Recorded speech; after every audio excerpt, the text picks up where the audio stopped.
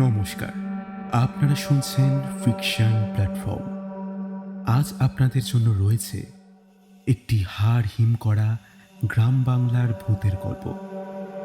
শিবাঙ্গনের কলমে ফুলশয্যা। আজকের গল্পের সূত্রধার আমি অরূপ। গল্প পাঠে লিও ও অন্যান্য চরিত্রে মহুয়া, অরূপ, মনীষা, সুপ্রভাত, প্রদ্যুৎ, কুণাল এবং রূপঙ্কর। তাহলে চলুন আর বেশি দেরি না করে শুরু করা যাক আজকের গল্প, ফুলশয্যা।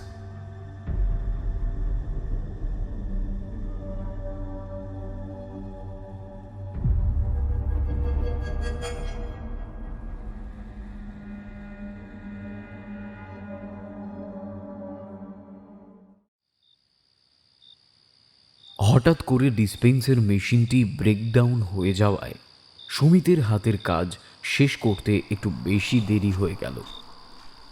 শিফটের বাসটা 10:30 নাগাদ ফ্যাক্টরি ছেড়ে যায়, আর হাত ঘড়ির দিকে তাকিয়ে সুমিত দেখে ঘড়িতে তখন 11:45। এতএব গাড়ির আশা না করে নিজের পা দুটোই ভরসা।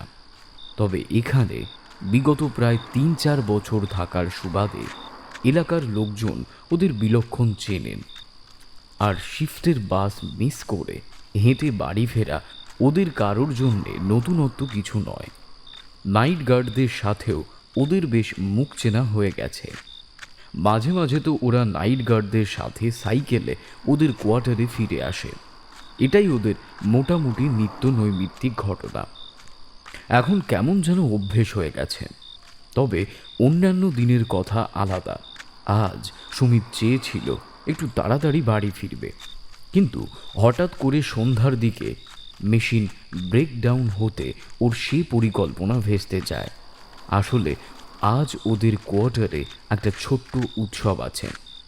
সৌমেন আজ অদিতিকে বিয়ে করবে, আর সেই সুবাদে সামান্য অনুষ্ঠানের আয়োজন। আসুন ব্যাপারটা একটু খোলসা করেই বলি। সৌমেন আর সুমিত দুজনেই বহরমপুরের ছেলে, তবে চাকরি সূত্রে এখন ডায়মন্ড হারবারের বাসিন্দা। এখানকার একটা ফ্যাক্টরিতে দুজন চাকরি করে।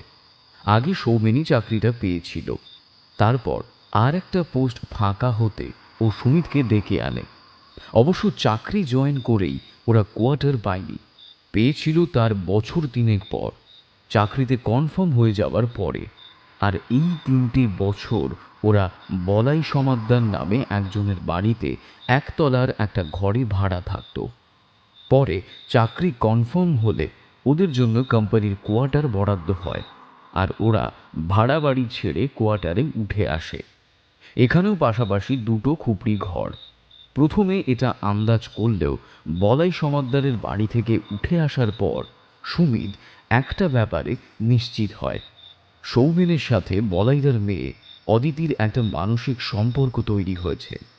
ওরা যখন ওদের লট বহর গাড়িতে তুলে ওই বাড়ি ছেড়ে রওনা হচ্ছিল, তখন দোতলার বারান্দায় অদিতি ওদের দিকে তাকিয়ে ঠাঁই হয়ে দাঁড়িয়েছিল। কারখানা এলাকায় ভাড়া বাড়িতে পুরনো ভাড়া উঠে যাওয়া আর সেই শূন্যস্থানে নতুন ভাড়াটিয়ার আগমন এমন কিছু নতুন ব্যাপার নয়। কিন্তু সেদিন অদিতির জলে ভরা চোখ দেখে সুমিতের মনে একটা সন্দেহ হয়, আর সৌমেনকে সে কথা জিজ্ঞেস করতে সৌমেন স্বীকার করে নেয় যে ওরা একে অপরকে ভালোবাসে। বলাইদার বাড়ির একতলায় সৌমেন আর দোতলায় অদিতি। এই ভালোবাসার সম্পর্কটা এতটাই গোপনীয়তার সাথে চালিয়ে যাচ্ছিল বছরখানেক ধরে যে কাকপক্ষীতেও টের পায়নি। সুমিতের যে অদিতিকে অল্প অল্প ভালো লাগতো তা নয়, কিন্তু সৌমেন ওকে ভালোবাসে জানার পর আর সেভাবে নিজের জন্য কিছু করা হয়নি। আর সব থেকে বড় কথা, সারাদিন কারখানাতে হাড় ভাঙা খাটুনি, ঘরে ফিরে নিজেদের জন্য রান্না বান্না করা, আর 1 সপ্তাহ করে বাদ দিয়ে শনিবার সকালবেলা বহরমপুরের বাড়ি যাওয়া, এই মোটামুটি সুমিতের জীবন। বরাবরই একটু বেশি সংসারী সে, আর সৌমেন ঠিক উল্টো। সাংসারিক বুদ্ধি ওর বেশি নেই, যে কোনো ব্যাপার নিয়ে হই হই করতে ভালোবাসে। এই তো সেই দিনকার ঘটনাটাই যদি ধরি, সুমিত ওকে বারণ করেছিল এভাবে হুট করে অদিতিকে বিয়ে করার সিদ্ধান্তটা না নিতে। প্রাথমিকভাবে ওদের দুজনের বাড়ি থেকেই ওদের সম্পর্কের কথা মেনে না নিলেও আস্তে আস্তে ঠিক মেনে নিত। হাজার হোক, সৌমেন আর অদিতি দুজনেই ওদের বাবা মায়ের একমাত্র সন্তান।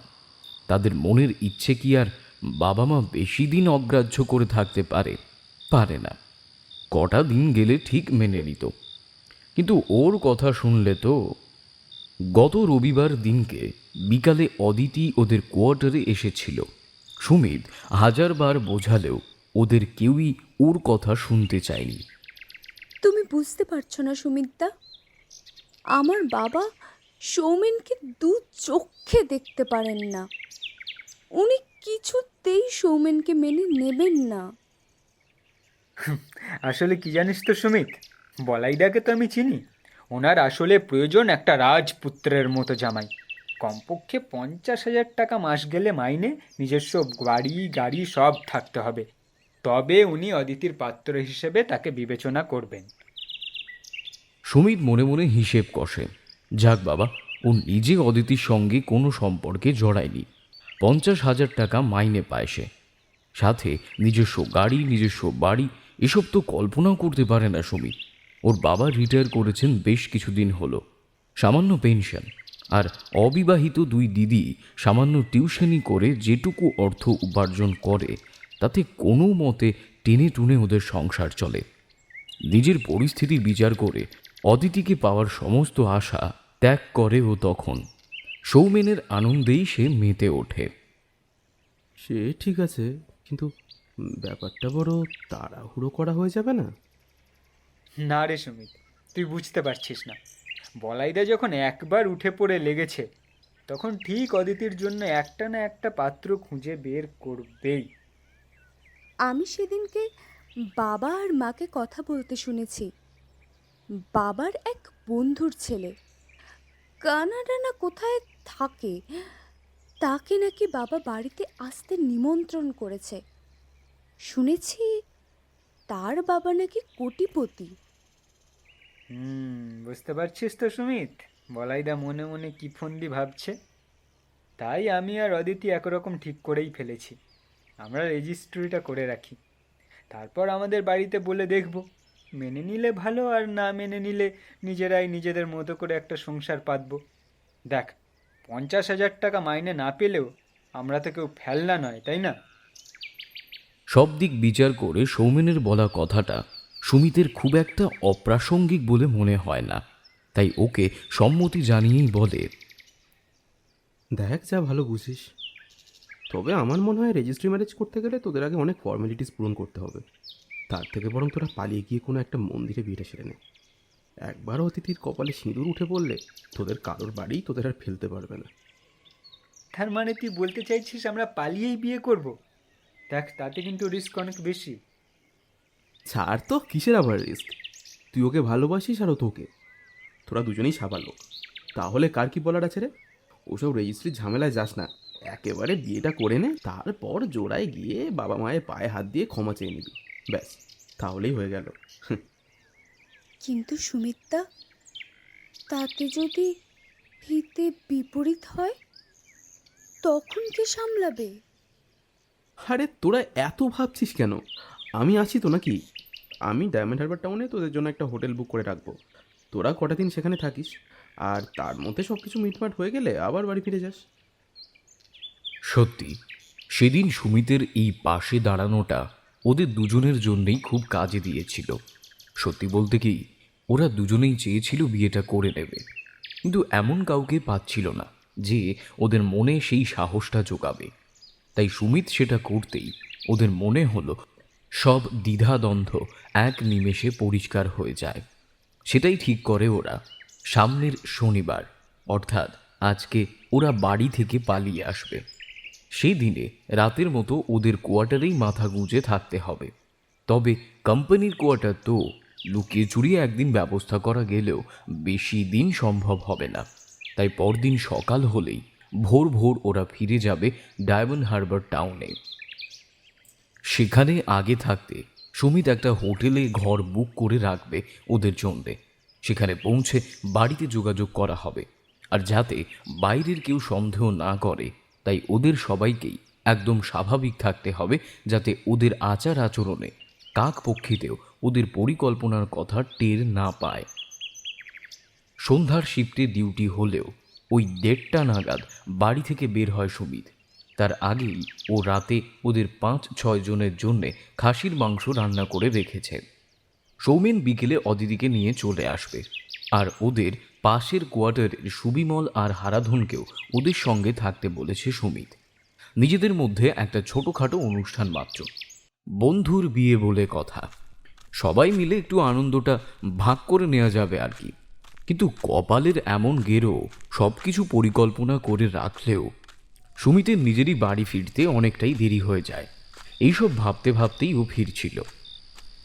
এই দাঁড়ান দাঁড়ান দাঁড়ান, কে আপনি? এত রাতে কোথায় যাচ্ছেন? সুমিত জানে এগুলো নিত্য ব্যাপার, তাই ও প্রশ্নকর্তা নাইট গার্ডটার দিকে এগিয়ে যায় হাসি মুখে। আরে দাদা, আমায় চিনতে পারছো না? আমি সুমিত ঘোষ গো। ইভিনিং শিফটে ডিউটি ছিল, শিফটের বাস মিস করেছি, তাই এখন হেঁটে হেঁটে বাড়ি ফিরতে হচ্ছে। সুমি, তুমি? এই তোমার তো গত সপ্তাহেও ইভিনিং ডিউটি ছিল। তোমার সাথে গত শনিবার আমার দেখাও হয়েছিল। তুমি এই সপ্তাহেও ইভিনিং ডিউটি করছো? আর বলো না দাদা, আমার তো এই সপ্তাহে মর্নিং ছিল। ভেবেছিলাম আজকে সকালে ডিউটি করে বহরমপুরে ফিরে যাব, কিন্তু আমার বন্ধু সৌমেনের একটা দরকারি কাজ পড়ে যাওয়ায় ও মর্নিং শিফটে ডিউটিটা করবে বললো। কী আর করি বলো, মধ্যিখান থেকে আমার বাড়ি যাওয়াটা হলো না। এই এত দেরি করলে কেন? তোমার শিফট তো বলেছিলে শেষ হয় 10টায়, আর এখন তো প্রায় রাত 12টা বাজে। আর বলো না গো, একটা মেশিন হঠাৎ ব্রেকডাউন হয়ে যাওয়ায় আমার বেরোতে এতটা দেরি হয়ে গেল। আচ্ছা আচ্ছা আচ্ছা, তুমি তোমাদের কোয়ার্টারের ব্যাপারটা কিছু শুনেছো? কোয়ার্টারে? কেন গো, কী হয়েছে? কি হয়েছে ঠিক জানি না, তবে সন্ধেবেলায় অনেক পুলিশ এসেছিল। সবাই বলা বলি করছিল কয়েকজন নাকি খুন হয়েছে তোমাদের ওই কোয়ার্টারে। তুমি কিছু শোনোনি? না গো, ফ্যাক্টরিতে একবার ঢুকে গেলে আর বাইরের জগতের ব্যাপারে কোনো খেয়াল থাকে না। তবে তুমি যে কথা বলছো সেটা তো সাংঘাতিক। আজ তো এত রাত্রে আর সম্ভব হবে না, কাল সকালে আমি নিশ্চিতভাবে খোঁজ নিয়ে তোমায় জানাবো, বুঝলে? হ্যাঁ, সেই বরং ভালো। তোমার তো এখনো হেঁটে প্রায় 15 মিনিট লাগবে। তার থেকে তুমি এসো, আমি তোমাকে সাইকেলে করে পৌঁছে দিচ্ছি। আমার ওই দিকটা তাহলে টহল দেওয়া হবে। তোমাকেও কোয়ার্টারে পৌঁছে দেবো, যা 5 মিনিট বাঁচে আর কি। না গো, তার আর কোনো দরকার নেই, এমনিতেই এত রাত হয়ে গেছে। আর ওই 5 মিনিট বাঁচিয়ে কী বা হবে? তার থেকে তুমি তোমার মতো টহলে যাও, আমি ঠিক টুকটুক করে হেঁটে পৌঁছে যাব। দেখো যা ভালো বোঝো।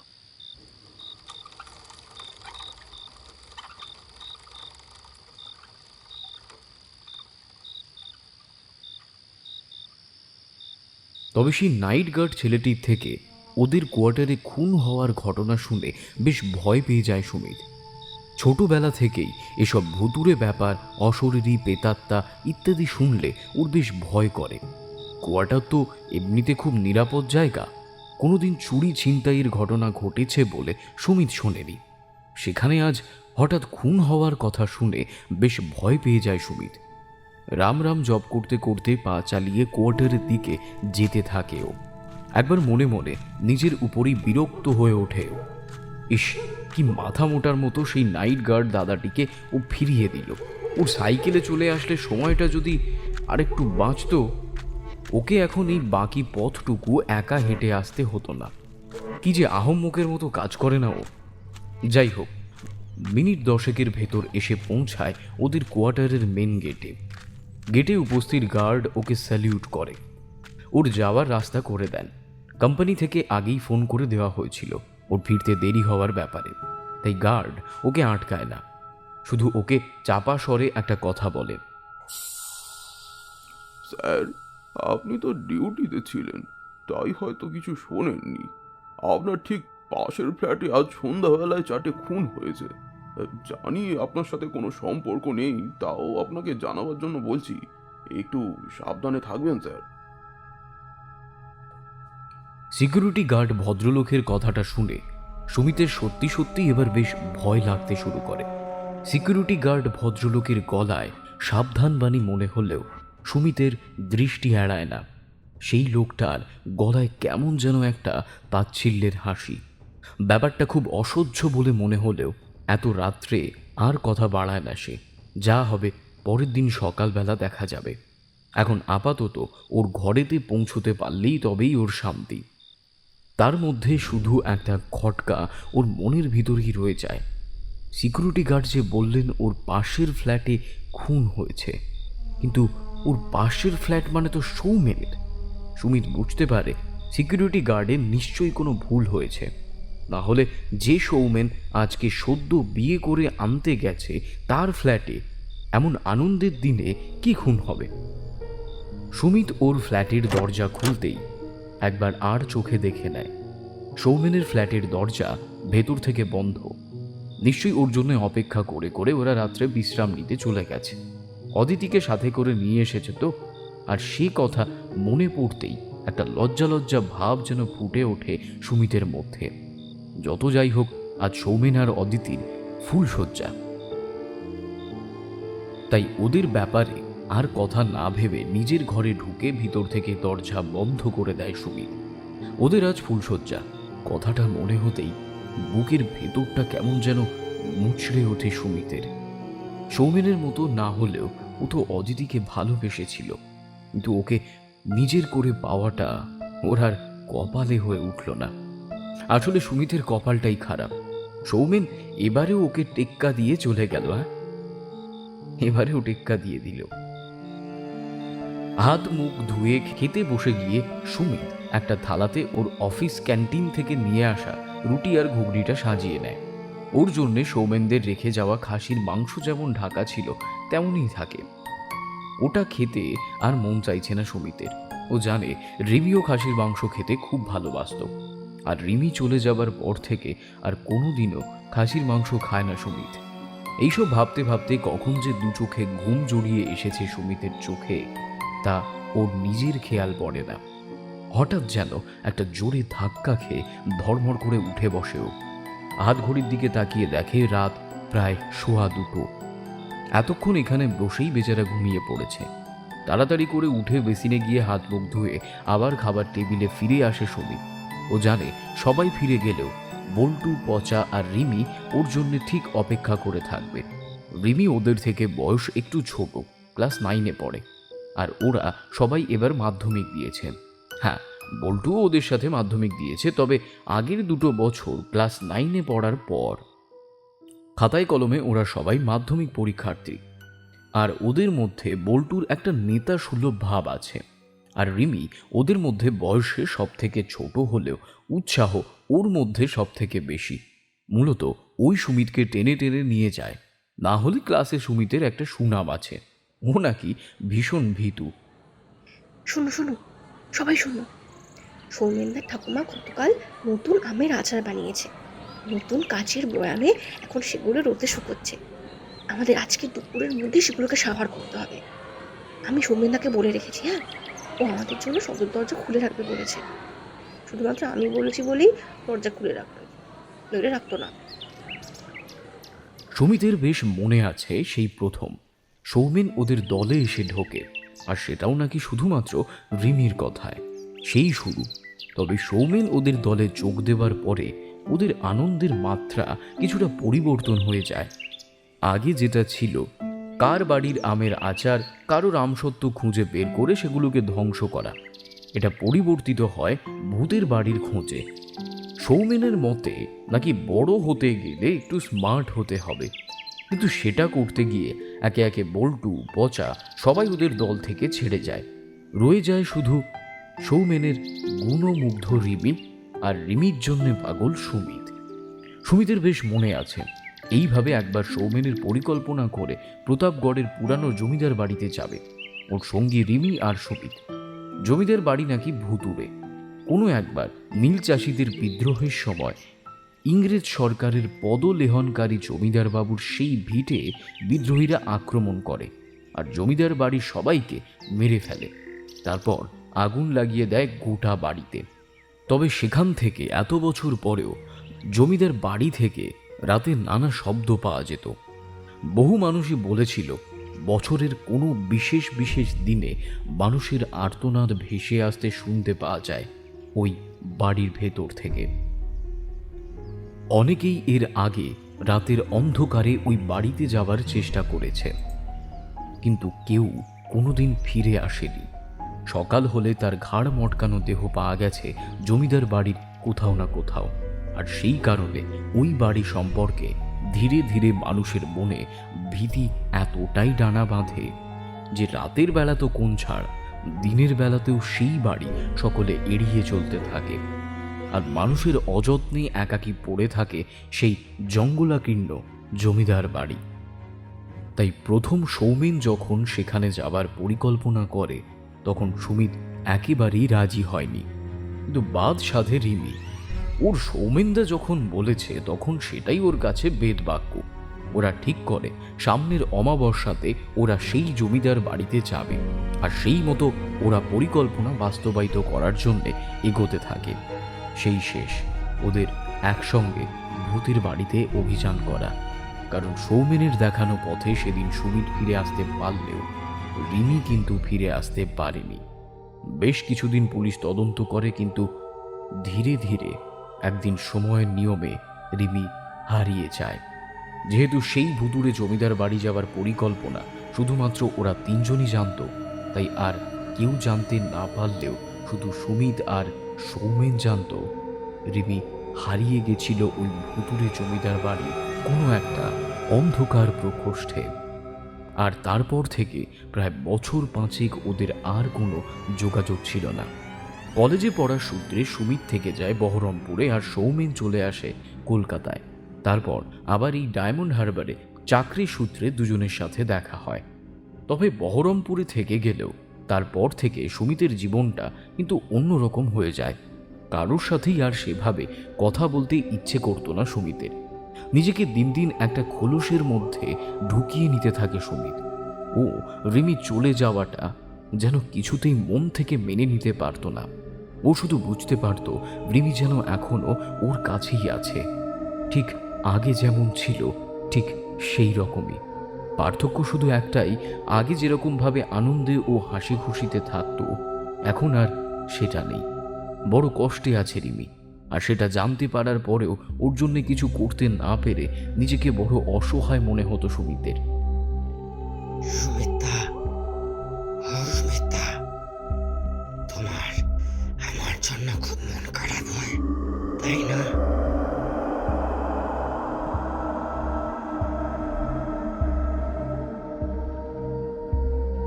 কথাটা শুনেই চমকে যেদিক থেকে শব্দটা এসেছিল সেদিকে তাকায় সুমিত। এ গলা চিনতে ভুল সুমিত করতে পারে না। ও যে রিমিকে খুব ভালোবাসত, কিন্তু কোনোদিন বলে উঠতে পারেনি। আর তাকিয়ে যেটা দেখতে পায় তাতে হাত পা ঠান্ডা হয়ে আসে সুমিতের।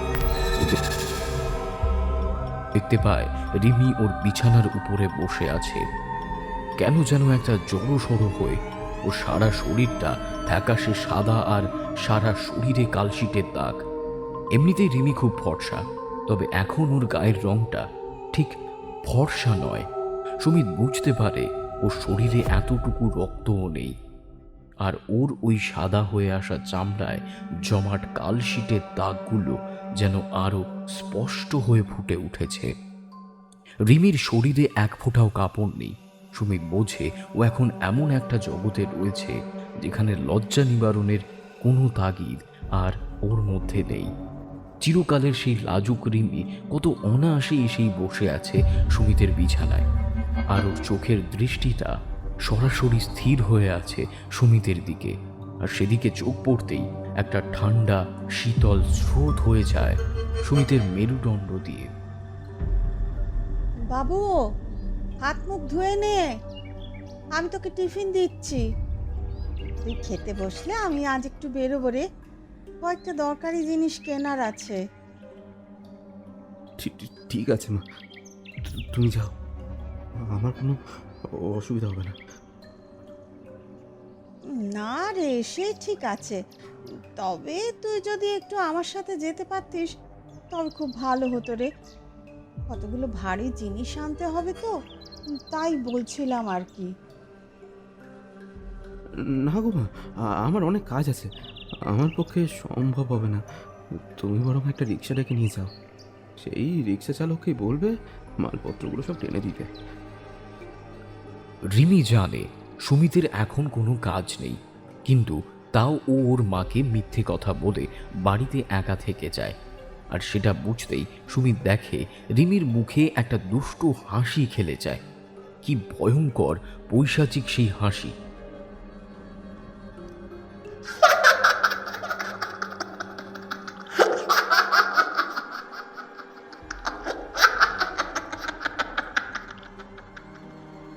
রিমির মুখের দিকে তাকাতেই সুমিত দেখতে পায় ওর চোখের ভিতরগুলো পুরো সাদা, আর সারা শরীর দেখে মনে হচ্ছে যেন একটা কঙ্কালের গায়ে একটা সাদা চামড়া কোনো মতে জড়ানো হয়েছে। তুমি খুব মিথ্যে কথা বলতে শিখে গেছ সুমিতা, তুমি খুব মিথ্যে কথা বলতে শিখে গেছ। তোমাকে আমার খুব অচেনা লাগছে। কেন? আমি আবার কি মিথ্যা কথা বললাম? তুমি কি মিথ্যে কথা বলেছ তা সব থেকে ভালো তুমি জানো। গোটা জগৎ না জানলেও তুমি তো জানো সেদিন জমিদার বাড়িতে কি হয়েছিল। তোর হলো রে বাবু, তাহলে খেতে আয়। আমি বললাম না আমি একটু বেরোবো। হ্যাঁ হ্যাঁ, আসছি। ঘর থেকে বেরিয়ে আসার মুহূর্তে একবার পেছন ফিরে রিমির দিকে তাকায় সুমিত। ও দেখতে পায় রিমি তখন হামাগুড়ি দেওয়ার মতো করে দেয়াল বেয়ে উপরের দিকে উঠে যাচ্ছে। একটা বেশ মোটা টিকটিকি অনেকক্ষণ ধরে ওর দিকে তাকিয়েছিল। কয়েক কদম এগিয়ে যাওয়ার পর রিমি অতর্কিত আক্রমণ করে সেই টিকটিকিটাকে। ক্ষিপ্র সাপদের মতো 4 পায়ে লাফিয়ে গিয়ে পড়ে সেই টিকটিকিটার উপর, আর ও লম্বা চেরা জিভ বের করে টিকটিকিটাকে গিলে নেয়। নিজের চোখের সামনে যে এই ঘটনা সুমিত ঘটতে দেখতে পারে তা কোনোদিন কল্পনাতেও ভাবতে পারেনি। ও সারা শরীর যেন অবশ হয়ে আসছে, কিন্তু কিচ্ছু করার নেই। মা বেরোবেন তাই তাড়া দিচ্ছেন। আর সুমিত এটাও জানে ওর মা বাড়ি থেকে বের হয়ে গেলে রিমি ওকে ছাড়বে না। সেদিন রাতের অন্ধকারে জমিদার বাড়িতে ওর করা অপকর্মের শাস্তি দিতেই রিমি ফিরে এসেছে। ওর মৃত্যু অবশ্যম্ভাবী। ও জানে ও যদি নিজেকে প্রাণে বাঁচাতে চায় তবে ওর উচিত মায়ের সাথে বাজারে যাওয়া, যাতে অন্তত রিমি ওকে নাগালে না পেতে পারে। কিন্তু জানে সব কিছু জানলে বুঝলেও ও সেটা করতে পারবে না। একটা অদৃশ্য শক্তি ওকে বাধ্য করছে রিমির কাছে থাকতে। হয়তো সেটাই ওর নিয়তি, সেটাই ওর সেদিনের করা পাপের প্রায়শ্চিত্ত। তাই আজ সুমিত নিরুপায় নিয়তির ডাক মেনে ওকে শুধু অভিনয় করে যেতে হবে ওর করা পাপের প্রায়শ্চিত্তের জন্যে। মা, জানো তো আমার খুব ইচ্ছা করছে তোমার সাথে যাওয়ার জন্য। তুমি সারাদিন আমাদের জন্য এত কিছু করো, তোমাকে একটু কাজে সাহায্য করতে পারলে আমার ভালোই লাগে। কিন্তু আমার না উপায় নেই গো মা, আমাকে এখন এখানেই থাকতে হবে। অনেক কাজ আছে, দেখি কতটা কি করতে পারি। সুমিত দেখে ওর মা একটা থালায় খান তিনেক রুটি, কিছু আলু বরবটি ভাজা আর পটলের তরকারি ওর জন্য সাজিয়ে রেখেছেন। শেষবার নিজের ঘর থেকে বের হওয়ার সময় একবার পিছন ফিরে বিছানার দিকে তাকিয়ে দেখে সুমিত। ওর চোখ যেন বিশ্বাস করে নিয়েছে ঘরের ভিতরে তাকালেই ও রিমিকে দেখতে পাবে, হয় বিছানায় নয়তো দেওয়ালে। কিন্তু এইবার ও চমকে ওঠে রিমিকে দেখতে না পাওয়ায়। কিছু একটা ভুলে যাবার অচিলায় আবার ঘরে এসে তন্ন তন্ন করে কি যেন একটা খুঁজতে থাকে ও। কোথায় রিমি? এই তো একটু আগেই এখানে ছিল, এখন কোথায় গেল? কি রে বাবু, আবার কি হলো? তোকে যে কতবার বলছি খেতে বসতে, তুই কি আমার একটা কথাও শুনবি না? এই যে যাচ্ছি মা। এই প্রথমবার গলাটা কেঁপে ওঠে সুমিতের। এতক্ষণ অবধি ও রিমিকে দেখতে পাচ্ছিল, কিন্তু এখন আর ও রিমিকে দেখতে পাচ্ছে না। আর সেটা যেন ওর মনের ভিতরের আশঙ্কাকে আরও কয়েক গুণ বাড়িয়ে দিয়েছে। কিন্তু কিছু করার নেই। খাবার টেবিলে এসে ও চেয়ারটা টেনে নিয়ে বসে, কিন্তু নিজের সুন্দর করে সাজানো খাবারের থালাটা দেখে চমকে ওঠে সুমিত। কেউ যেন সেখান থেকে খুবলে খুবলে খাবার খেয়েছে, অত্যন্ত অপরিষ্কার করে, চারিদিকে ছড়িয়ে ছিটিয়ে। কিন্তু ও তো খেতেই আসেনি। ওর বুঝতে অসুবিধা হয় না ওর পৈশাচিক খাবার খেয়ে রিমি আর মন ভরছে না, তাই ও এখন সুমিতের জন্য গুছিয়ে রাখা খাবারের থালা থেকে খাবার নিয়ে খেয়েছে। আমি চললাম রে বাবু, তুই দরজাটা বন্ধ করে দে আর সাবধানে থাকিস। ঠিক আছে। বলে ঘরের দরজাটা বন্ধ করতে এগিয়ে আসে সুমিত, আর তখনই দেখে সিঁড়ির চাতালে রিমি দাঁড়িয়ে। বুঝতে বাকি থাকে না ওর, রিমি ওর মায়ের সঙ্গে যাচ্ছে। তবে টুকটাক প্রয়োজনীয় জিনিসপত্রগুলো কিনে আর বাড়ি ফেরা হয় না ওনার। বড় রাস্তার কাছে লেভেল ক্রসিংয়ে দ্রুতগামী গাড়ি এসে থেঁতলে দিয়ে যায় সুমিতের মাকে। প্রত্যক্ষদর্শীরা বলেছিলেন লেভেল ক্রসিংয়ে দাঁড়িয়ে উনি নাকি খুব অদ্ভুত ব্যবহার করছিলেন। ওনার মধ্যে একটা অস্বাভাবিক চঞ্চলতা লক্ষ্য করেছিলেন সেখানে উপস্থিত সকলেই। আর শেষ পর্যন্ত সিগন্যাল ওঠার আগেই উনি নাকি রাস্তায় নেমে পড়লে সেই দ্রুতগামী গাড়ির সঙ্গে ওনার সংঘর্ষ হয়।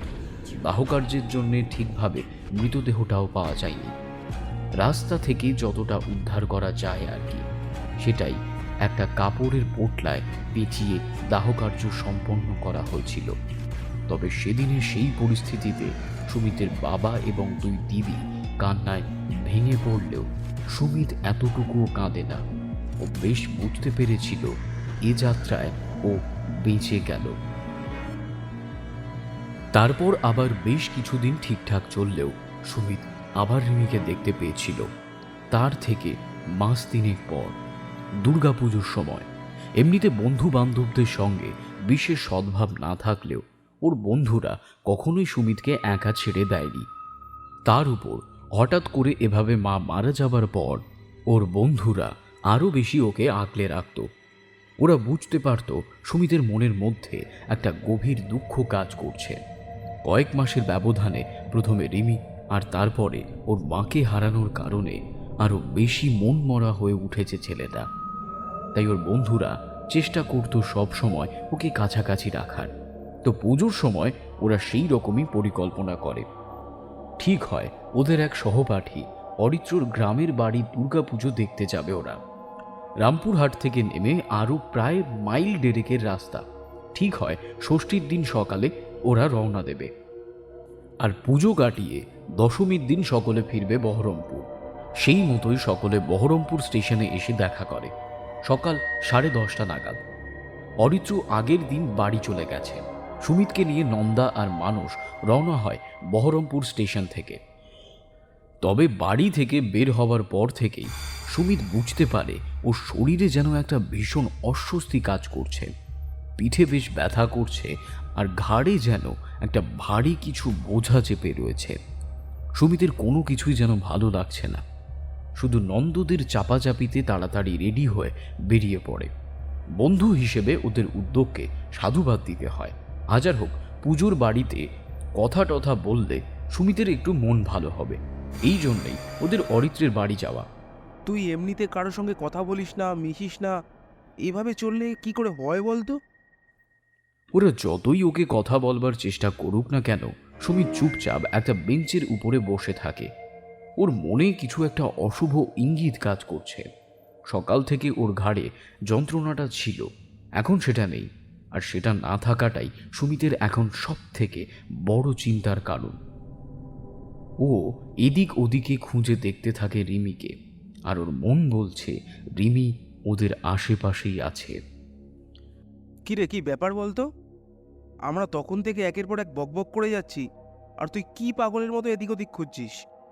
এভাবে চলতে থাকলে তুই যে সত্যি সত্যি পাগল হয়ে যাবি, সেটাকে তুই বুঝতে পারছিস না? ততক্ষণে ট্রেন এসে গিয়েছে। ওরা 3 জনে তাতে চড়ে বসলো। ট্রেনটা ভোঁ দিয়ে চলতে শুরু করে। তবে এখন সুমিত অনেকটাই স্থির। একটু আগেই ওর মধ্যে যে চঞ্চলতা ছিল এখন তা বিন্দু মাত্র নেই।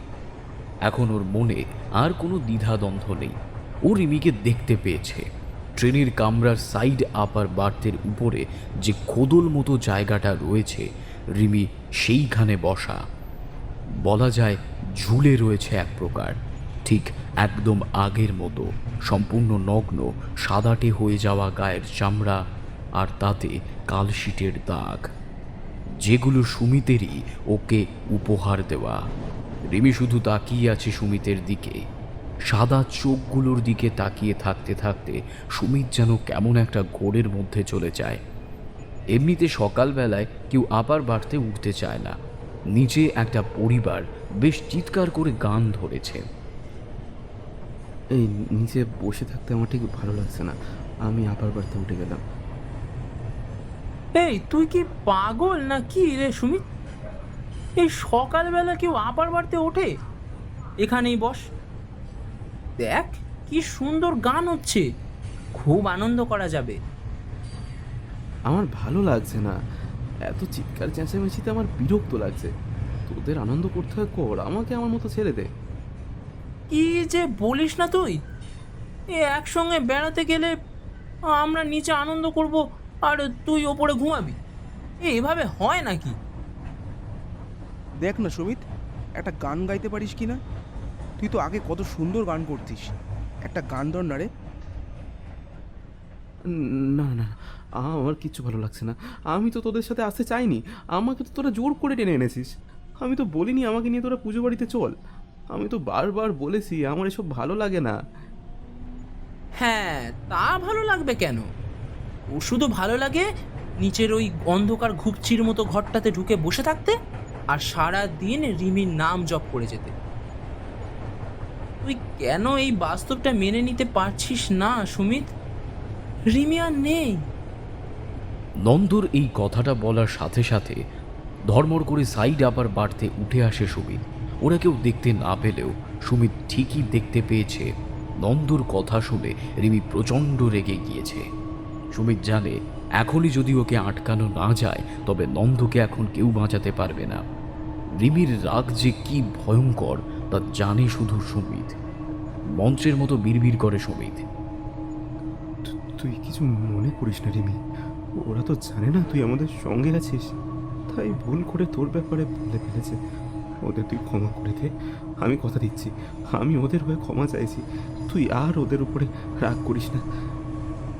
আসলে আমি বুঝি রে, তুই যেমন আমায় খুব ভালোবাসিস তেমনি ওরাও আমাকে খুব ভালোবাসে, আর আমাকে একটু ভালো রাখার জন্যই ওরা এসব করে।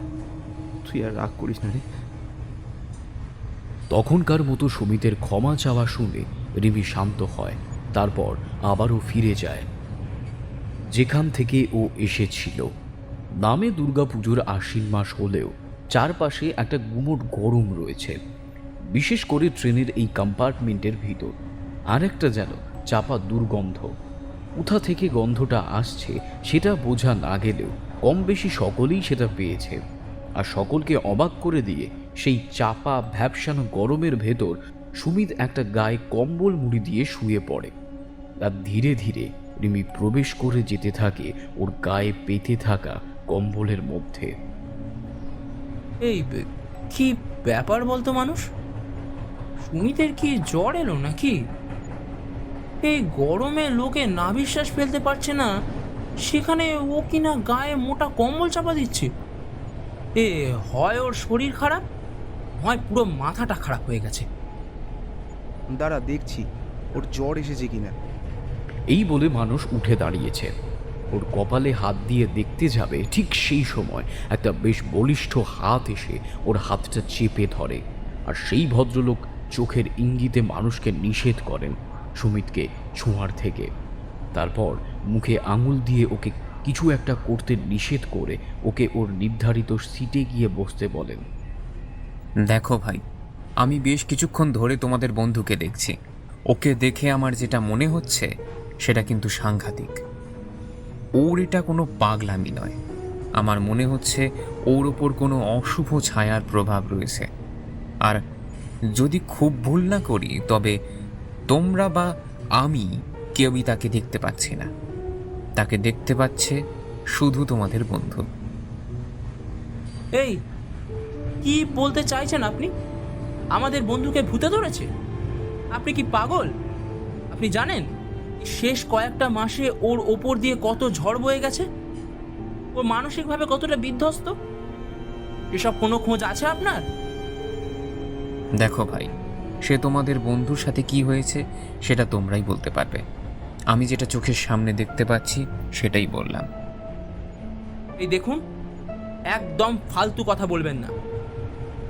ভুল করছো ভাই, আমি তোমাদের ভালোর জন্যই তোমাদের এই কথা বলছি।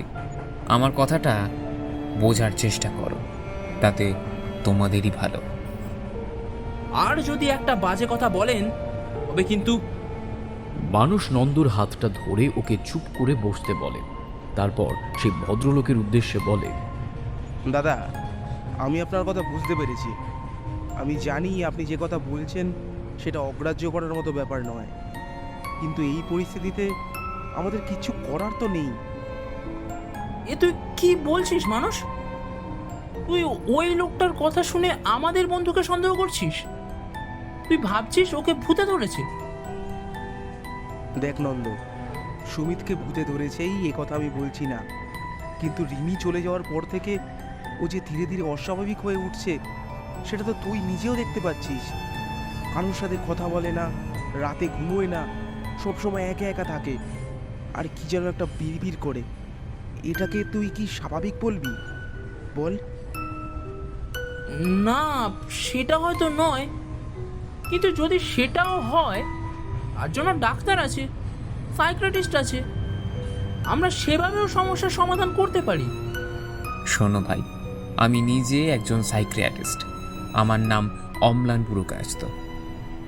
হয়তো আমার নাম তোমরা শুনে থাকলেও থাকতে পারো। রুগী দেখার মধ্যে আমাদের কাছে অনেক ধরনের কেস আসে, আর সেই অভিজ্ঞতা থেকেই বলছি, তোমাদের বন্ধুর সমস্যাটা মানসিক নয়, ওর মধ্যে অশরীরীর ছায়া স্পষ্ট। স্যার, আপনি ডক্টর অম্লান পুরকায়স্থ? আপনার নাম অনেক শুনেছি। এই সুমিতের জন্যই খোঁজ নিতে গিয়ে আপনার নাম আমি শুনেছি। আমি আপনাকে কিছু বাজে কথা বলে ফেলেছি চিনতে না পেরে। আমাকে ক্ষমা করবেন স্যার। সে ঠিক আছে, কিন্তু তোমরা এখন কোথায় নামবে? আমার মনে হয় তোমার বন্ধুকে যত তাড়াতাড়ি সম্ভব আমার চেম্বারে নিয়ে যেতে হবে। আচ্ছা, আপনার চেম্বারটা কোথায় স্যার? আমার চেম্বার কলকাতায়, কিন্তু সেখানে পৌঁছাতে অনেক দেরি হয়ে যাবে। তার থেকে কৃষ্ণনগরে আমার পৈতৃক বাড়ি আছে, সেখানে কিছু ব্যবস্থা আছে। তোমরা বরং ওকে নিয়ে কৃষ্ণনগরে নেমে পড়ো, আমার সাথে চলো, আমি তারপর দেখছি।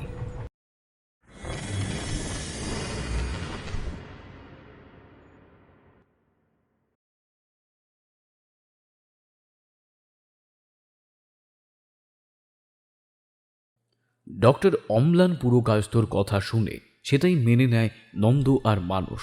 ঠিক হয় ওরা কৃষ্ণনগরে নেমে পড়বে। তারপর ডাক্তারবাবু যেমনটা বলবেন সেই মতো ওরা পরের গতিপথ ঠিক করবে।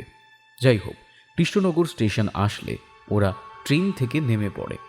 প্রাথমিকভাবে সুমিত রাজি না হলেও নন্দ আর মানুষের জোড়াজুড়িতে রাজি হয়। তবে ওর দৃষ্টির মধ্যে একটা অস্বাভাবিক পরিবর্তন লক্ষ্য করে ওরা। ডক্টর পুরকায়স্থর প্রতি একটা অসীম ক্ষোভ ওর চোখে মুখে। রাগে কটমট করে ওর দিকে তাকিয়ে থাকে সুমিত। স্টেশন থেকে বের হই একটা ট্যাক্সি ডেকে নিয়ে তাতে উঠে বসে ওরা। ডক্টর পুরকায়স্থ সামনে ড্রাইভারের পাশের সিটে, আর ওরা তিনজন পেছনের সিটে বসা, মাঝখানে সুমিতকে নিয়ে। গাড়ি চলতে শুরু করলে ওরা প্রত্যেকেই খেয়াল করে দেখে সুমিত আগের থেকে অনেক শান্ত। একটু আগেও ওর মধ্যে যে অসহিষ্ণুতা ছিল সেটা এখন সম্পূর্ণ উধাও। চুপচাপ শান্ত ছেলের মতো সুমিত বসে থাকে ওদের দুজনের মধ্যে, আর গাড়ি চলতে থাকে নিজের ছন্দে। ডক্টর পুরকায়স্থ বলেছেন ওনার পৈতৃক বাড়ি কৃষ্ণনগর স্টেশন থেকে প্রায় ঘন্টা দুয়েকের পথ, আর সুমিত যেহেতু চুপচাপ হয়ে আছে তাই ওরা আর কিছু বলে না। গাড়ির দোলুরিতে একটু ঘুম এসে গিয়েছিল ওদের চোখে। শুধু ডক্টর পুরকায়স্থ এক দৃষ্টিতে লুকিং গ্লাস দিয়ে তাকিয়েছিল সুমিতের দিকে। ওনার চোখের পলক পড়ে না ক্ষণিকের জন্য। জোরে গাড়ির ব্রেক কষার আওয়াজ। ওদের গাড়িটা এতটাই জোরে ব্রেক কষে যে ডক্টর পুরকায়স্থ ছিটকে গিয়ে পড়েন সামনের কাঁচের ওপর। ড্রাইভার সামনে ভয়ঙ্কর কিছু একটা দেখে হঠাৎ ব্রেক মারতে বাধ্য হয়েছে। তার চোখ সামনে একেবারে স্থির, আর তার দৃষ্টিকে অনুসরণ করেই ডক্টর পুরকায়স্থ দেখতে পান ওদের গাড়ির বনেটের উপরে তখন উঠে বসেছে একজন বিভৎস দর্শন কিশোরী। কঙ্কালসার কিশোরীর শরীরে মাংসের চিহ্ন মাত্র নেই, যেন তার নরকঙ্কালের উপর একটা সাদা চামড়া কোনো মতে জড়িয়ে দেওয়া। চোখগুলো সাদা। গাড়ির কাঁচের সামনে মুখটা এনে সেই প্রেতাত্মা যেন গিলে খেতে চাইছে ডক্টর পুরকায়স্থকে। সামনের লুকিং গ্লাসে চোখ পড়তেই ডক্টর দেখতে পান সুমিত ওনার দিকেই তাকিয়ে আছে। কি ভয়ঙ্কর শীতল ওর দৃষ্টি। ঠোঁটের কোণে একটা কুড়ো হাসি খেলে যায় সুমিতের। এদিকে গাড়ির ঝাঁকুনিতে নন্দ আর মানুষ জেগে গেছে। ওরাও বুঝতে পেরেছে কিছু একটা অতিপ্রাকৃত ঘটে চলেছে ওদের চারপাশে। একটা ভয়ঙ্কর পৈশাচিক হাসির শব্দ শুনতে পায় ওরা।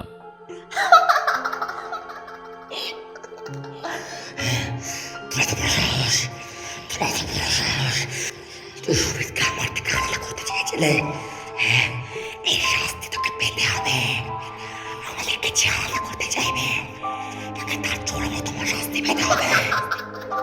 নন্দরা সেই পৈশাচিক হাসি শুনতে পেলেও চোখে কিছুই দেখতে পায় না, শুধু দেখতে পায় সুমিত ওদের মাঝখানে বসে আছে, একেবারে শান্ত সুবোধ বালকের মতো।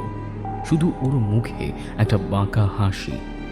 মুখে কোনো কিছু না বললেও ওর সেই হাসি অনেক কিছুই বলে যায়। আর ততক্ষণে ওরা দেখতে পায় কোনো একটা অদৃশ্য শক্তি ডক্টর পুরকায়স্থকে ওনার চুলের মুঠি ধরে গাড়ির ভেতর থেকে টেনে রেখেছে। আর সেই টান এতটাই ভয়ঙ্কর যে যন্ত্রণায় ছটফট করছেন ডক্টর পুরকায়স্থ। এই পরিস্থিতিতে কি করণীয় সে ব্যাপারে বিন্দুমাত্র ধারণা নেই নন্দর আর মানুষের। ওরা অবাক হয়ে তাকিয়ে থাকে ওদের সামনে ঘটে চলা সব কিছুরই দিকে। শুধু সুমিত অস্বাভাবিক রকমের শান্ত, যেন ডক্টর পুরকায়স্থ সেই আর্তচিৎকার ও উপভোগ করছে। আর ওদের চোখের সামনে সেই অশরীরী প্রেতের টানে একটু একটু করে ডক্টর পুরকায়স্থ শরীর থেকে ছিঁড়ে আসতে থাকে চামড়া। আর ওরা কিছু বুঝে ওঠার আগেই একটা প্রচণ্ড শব্দ করে ওনার ঘাড় থেকে ওনার মাথাটা ছিঁড়ে গিয়ে আছড়ে পড়ে কাঁচের উপরে। ওনার মুন্ডহীন দেহটা কয়েকবার ছটফট করে উঠেই আবার থেমে যায়। পরের দিন খবরের কাগজে একটা খবর বের হয়, কৃষ্ণনগর থেকে হাইওয়ে যাওয়ার পথে একটা গাড়ি দুর্ঘটনায় যেখানে মর্মান্তিকভাবে মৃত্যু হয়েছে বিখ্যাত সাইকিয়াট্রিস্ট ডক্টর অম্লান পুরকায়স্থর। আর তার কাছে চিকিৎসা করাতে আসা একজন রোগীর দুজন বাড়ির লোকের। তবে অদ্ভুতভাবে প্রাণে বেঁচে যায় ডক্টর পুরকায়স্থর কাছে চিকিৎসা করাতে আসা বহরমপুর নিবাসী সুমিত ঘোষ। হাইওয়েতে যাওয়ার পথে দ্রুতগামী গাড়ির এই রেশারেশি নিয়ে এলাকার মানুষের মধ্যে একটা চাঞ্চল্য তৈরি হলেও কয়েকদিন পর ব্যাপারটা এমনিতেই ধামাচাপা পড়ে যায়। আর স্থানীয় একটা হাসপাতাল থেকে সামান্য ফার্স্ট এড করে বহরমপুরে ফিরে আসে মানসিকভাবে একেবারে বিপর্যস্ত হয়ে পড়া সুমিত ঘোষ। তারপর থেকে সুমিতের জীবনটা সম্পূর্ণ অন্য খাতে বইতে শুরু করে। নিজের পড়াশুনোর প্রজেক্ট আর সামান্য কিছু শখ আহ্লাদ নিয়েই চলতে থাকে সুমিতের দিনগুলো। বাইরের কোনো মানুষ এরপর থেকে ওর ভিতরে কোনো অস্বাভাবিকতা কোনোদিনই দেখেনি। ধীরে ধীরে ওর বাবার মুখে হাসি ফুটিয়েছে। আর 5টা ছেলের মতো সুস্থ স্বাভাবিক হয়ে উঠতে থাকে সুমিত। সুমিতদা, আজ সত্যি তুমি আমাদের জন্য এত করলে। আমি যে কিভাবে তোমাকে ধন্যবাদ দেব। কি বলছো এসব? সৌমিন আমার সেই ছোটবেলার বন্ধু। একে অপরকে ভালোবাসো আর আমি তোমাদের জন্য এটুকু করব না? আর সত্যি বলতে কি, আমি তোমাদের জন্য করেছিই বা কি? যে কোনো বন্ধু হলেই তারা তোমাদের পাশে থাকতো। তবে হ্যাঁ, ঈশ্বরের আশীর্বাদে তোমরা এবার সুখে শান্তিতে ঘর সংসার করো। না রে সুমিত, অদিতি ঠিকই বলেছে। তুই না থাকলে এইসব এত ব্যবস্থা করা সম্ভব হতো না। আমাকে তো তুই জানিসই। আর হ্যাঁ, তুই ডায়মন্ড হারবারে হোটেল বুক করে রেখেছিস তো? সব রেডি আছে। তোমরা শুধু এবার বিয়েটা করে আনন্দে সংসারটা করো তো বাপু। সব কিছু নিয়ে এত টেনশন করতে হবে না তোকে। না রে, তাও বুঝতেই তো পারছিস একটু টেনশন হচ্ছে। এখানে কোম্পানির কোয়ার্টারে 1-2 দিন থাকা গেলেও বেশি দিন সেটা সম্ভব নয়। আর আমাদের বাড়িতে যে খুব সহজে সব কিছু মেনে নেবে তাও নয়, আমি কাল সকালেই অদিতিকে নিয়ে হোটেলে চলে যাব। তার আর কোনো দরকার হবে না রে, তোরা এখানেই থাক। আমি তো বলছি কেউ জানতে পারবে না অদিতির এখানে থাকার কথা। শুধু শুধু হোটেলে থাকতে গিয়ে অনেকগুলো টাকা খরচা করতে হবে, তার থেকে তুই নিজের কোয়ার্টারেই বরং থাক। না রে, তাতে রিস্ক অনেক বেশি। রিস্ক? গোটা জীবনটাই তো একটা রিস্ক রে। ওসব ভাবতে গেলে জীবন চলবে না। তার থেকে বরং আজকে তোদের সদ্য বিয়ে হয়েছে, আনন্দ কর, ফুর্তি কর, চিন্তা ভাবনা সব কাল সকালবেলা বেঁচে থাকলে ভাবা যাবে। বেঁচে থাকলে মানে? এ আবার কেমন কথা সুমিত্রা? আরে আরে, সে কথা বলিনি গো, একটু মজা করছি।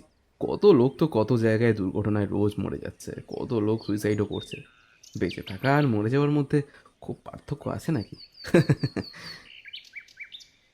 না, সে কথা ঠিক। তাও এরকম ধরনের ইয়ার্কি আমার একদম পছন্দ না। সৌমেন অদিতিকে চোখের ইশারা করে চুপ করতে বলে, কারণ সৌমেন জানে সুমিত যত হাসি খুশি থাকার চেষ্টা করুক না কেন, রিমিকে ও আজও ভুলতে পারেনি। আর সেই জন্যেই মাঝে মাঝে সুমিতের কথায় রিমিকে হারানোর একটা বেদনা স্পষ্ট ফুটে ওঠে। তারপর হঠাৎ করে ওর মায়ের চলে যাওয়া, ওর দুই বন্ধু নন্দ আর মানুষের পথ দুর্ঘটনায় মৃত্যু, এইসব মানসিক ঝড় কাটিয়ে সুমিত যখন স্বাভাবিকভাবে জীবনযাপন করছে, এটাই অনেক বড় কথা। আর সেই জন্যেই বন্ধু হিসেবে সৌমেন যখন এখানে চাকরির সুযোগের কথা জানতে পারে, তখন ওকে ডেকে নিয়ে আসে। হ্যাঁ অদিতি, কি হচ্ছে এসব? আর সুমিত, তোকে একটা কথা বলবো। তুই এখনও রিমিকে মন থেকে ভুলতে পারিসনি, তাই না? দেখ, আমার মনে হয় ঝেড়ে মেরে উঠে বসে সুমিত। রিমিকে ভুলে যাওয়ার চেষ্টা ও কোনোদিনও করেনি, আর করবেই বা কেন? রিমি তো সবসময় ওর সঙ্গেই আছে। অদিতির পাশ দিয়ে সৌমেন আর অদিতির জন্যে ওর নিজের হাতে সাজানো ফুলসজ্জার রজনীগন্ধার মালার ফাঁক দিয়ে ও দেখতে পায় খাটের উল্টো দিকের কোণায় রিমি বসে আছে। ওর চোখে একটা দুষ্টু হাসি, ভাবখানা এমন, রিমির ঠোঁটে এই হাসির অর্থটা বোঝে সুমিত। আর ও না বুঝলে আর কেই বা বুঝবে? যাকগে সৌমেন, শোন, আমি এবার বেরোবো। একবার আমায় ঘরে গিয়ে একটু ফ্রেশ হয়ে আবার অফিসে ফিরে যেতে হবে। এমনিতে তো শিফটের মাঝে আসা হয় না। আজ নেহাত তোদের নবদম্পতিকে দেখার লোভ সামলাতে পারলাম না, তাই অবিনাশদাকে বলে একেবারে চলে এলাম। আর হ্যাঁ, রাতের খাবার নিয়ে ভাবিস না, আমি দুপুরে খাসির মাংস রান্না করে রেখেছি, টেবিলে ঢাকা দেওয়া আছে। হারাধনকে বলা আছে ও রুমালি রুটি নিয়ে আসবে। আপাতত এই দিয়েই আজকে ডিনারটা সারতে হবে, তারপর কালকে ব্যবস্থা কালকে। হ্যাঁ সুমিত্রা, আমরা কিন্তু তোমার জন্য অপেক্ষা করে থাকবো। সুমিত দেখতে পায় রিমি এসে অদিতির ঠিক পাশে দাঁড়িয়ে আছে। ওর চোখে একটা কপট রাগ, ভাবখানা এমন যেন আর আদিক্ষেতা করতে হবে না। ঠিক আছে রে, আমি আসছি। একবার আমার ঘরে মুখ হাতটা একটু ধুয়ে নি, তারপর বেরিয়ে যাব। তোরা সাবধানে থাকিস, রাতে ফিরে দেখা হবে। সুমিত দেখতে পায় রিমি অদিতির পাশ কাটিয়ে দরজা দিয়ে বের হয়ে যায় সুমিতের ঘরের দরজার দিকে। ও জানে সুমিত একবার হলেও ঘরে আসবে, আসবে ওর জন্যে। ওর শরীরের টান উপেক্ষা করে যাওয়ার ক্ষমতা সুমিতের নেই। ছোট্টবেলার সেই কিশোরী রিমির মতো দরজার পেছনে লুকিয়ে থাকে ও, ঠিক আগে যেরকমটা করত। পেছন থেকে হঠাৎ করে ধাক্কা দিয়ে চমকে দিত সুমিতকে। আর আজও সেটাই করবে ও, কারণ আজ রিমি খুব খুশি। একা একা এই জীবনটা থেকে আজ মুক্তি পেতে চলেছে রিমি। আজ ওর সাথে খেলা করার জন্য কয়েকজন বন্ধু আসবে, শুধুমাত্র ওকে একাকিত্ব থেকে মুক্তি দেওয়ার জন্যে। আজ ওদের জন্য রান্না করা খাসির মাংসে তাই বিষ মিশিয়ে দিয়েছে সুমিত। তাই রিমি এখন নিশ্চিন্ত, আজ রাতেই ওর সাথে সঙ্গ দেওয়ার জন্যে আসবে সৌমেন আর অদিতি। কিরে, তুই খুশি তো? খুব খুশি হয়েছি। আমার আমার কেমন জানি একা একা লাগছিল, আমার খুব একা একা লাগছিল। কিন্তু আজ তো ওদের ফুলসজ্জা, আজই ওদের খুন করতে ইচ্ছা করছিল। হাজার হোক, ওরা তো ভেবেছিল সুখে শান্তিতে ঘর করবে, সেখানে আজকের ওদের ফুলসজ্জার দিনেই চিনি বাবু, তার থেকে বলো না মেয়েকে তোমার মনে ধরেছে, সেই জন্য তুমি এরকম করছো, সেই জন্য তোমার দরদ একেবারে উঠলে উঠেছে। সুমিত জানে রিমি কোনো কথাই শুনবে না। ওকে ওর ধারণা থেকে কোনো দিন সরানো যাবে না, আগেও যায়নি, আজও যাবে না। তাই তখনকার মতো কথা না বাড়িয়ে আবার অফিসের উদ্দেশ্যে বেরিয়ে পড়ে সুমিত। ও জানে ওর আজকের মতো একটা সামান্য কাজ বাকি আছে ডিসপেন্সার মেশিনে। তবে টিফিন ব্রেকে কোয়ার্টারে আসার আগেই সেটার প্রোগ্রামিং খারাপ করে দিয়ে এসেছে, যাতে ওটা সারাতে অনেক বেশি সময় লেগে যাবে। ও জানে ওকে আজ কিছুতেই তাড়াতাড়ি বাড়ি আসলে চলবে না। অদিতি বা সৌমেনের শরীর থেকে শেষ নিঃশ্বাস বায়ু বের হওয়ার আগে ও যদি কোয়ার্টারে পৌঁছে যায়, তবে ওর বিপদে পড়ার সম্ভাবনা আরও দৃঢ় হবে। আর সেটা যাতে না হয়, তাই সব রকমের পরিকল্পনা করে এসেছে ও, যাতে সাপও না মরে আর লাঠিও না ভাঙে। ঘড়িতে তখন প্রায় 2:30। খাবার টেবিলে বসে খেতে খেতে কখন যে চোখে একটু তন্দ্রা এসে গেছিল বুঝতে পারে না। এইভাবেই রোজ হয়। তারপর রিমির আসার সময় হলে ও এসে ওকে ডাকে, সুমিতা, ও সুমিতা, ঘুমিয়ে পড়লে নাকি? হ্যাঁ, আজ না তোমার বন্ধুর ফুলশয্যা? এত তাড়াতাড়ি ঘুমিয়ে পড়লে হবে? গলাটা শুনে চমকে ওঠে সুমিত। এটা তো রিমির গলা নয়, তাহলে এটা কে? এ তো অদিতির গলা। কিন্তু এখানে এই ঘরে অদিতি এলো কি করে? সিকিউরিটি গার্ড যতদূর বলেছিল তাতে তো ওদের দেহগুলো পুলিশ নিয়ে গেছে পোস্টমর্টমের জন্য। কি গো সুমিতা, আমাকে চিনতে পারছো না? তুমি তো তোমার বন্ধুর সাথে আমার বিয়ে দেওয়ার ব্যবস্থা করলে গো। অদিতি, কিন্তু কিন্তু রিমি কোথায়? সুমিত চমকে ওঠে। ও দেখে ওর ঠিক সামনে দেয়াল থেকে ঝুলে আছে অদিতি। কি ভয়ঙ্কর বিভৎস দেখতে লাগছে ওকে। সারা শরীরটা ভয়ঙ্কর বিষের প্রভাবে নীল হয়ে গেছে, চোখগুলো যেন ঠিকরে বের হয়ে আসছে। ওর চোখের দিকে তাকিয়ে গলা শুকিয়ে যায় সুমিতের। কোনো রকমে নিজের মনের শক্তি সঞ্চয় করে সুমিত বলে ওঠে, রিমি, রিমি কোথায়? চোখের ইশারায় সুমিতের বিছানাটার দিকে দেখিয়ে দেয় অদিতি। সুমিত চমকে ওঠে। ওর বিছানাটা তো ফুল দিয়ে সাজানো। লম্বা লম্বা রজনীগন্ধার চিন ঝুলছে চারপাশ থেকে, আর মাঝে লাল গোলাপের পাপড়ি দিয়ে সাজানো, ঠিক যেমনভাবে ও সকাল থেকে সাজিয়ে দিয়ে এসেছিল সৌমেনের বিছানা। ঠিক একই রকমভাবে ওর বিছানাটাও তো এখন সাজানো। আর বিছানার দিকে চোখ পড়তেই সুমিত দেখতে পায় সেখানে বসে আছে রিমি আর সৌমেন। রিমির এতদিনের ভালোবাসা আজ ফিরে এসেছে ওর কাছে, তাই ওরা খুব খুশি। শুধু হতভম্বের মতো রিমির দিকে তাকিয়ে আছে সুমিত। সৌমেনের কাঁধের উপর দিয়ে সুমিতের চোখে চোখ পড়তেই সেই দুষ্ট হাসিটা খেলে যায় রিমির ঠোঁটে।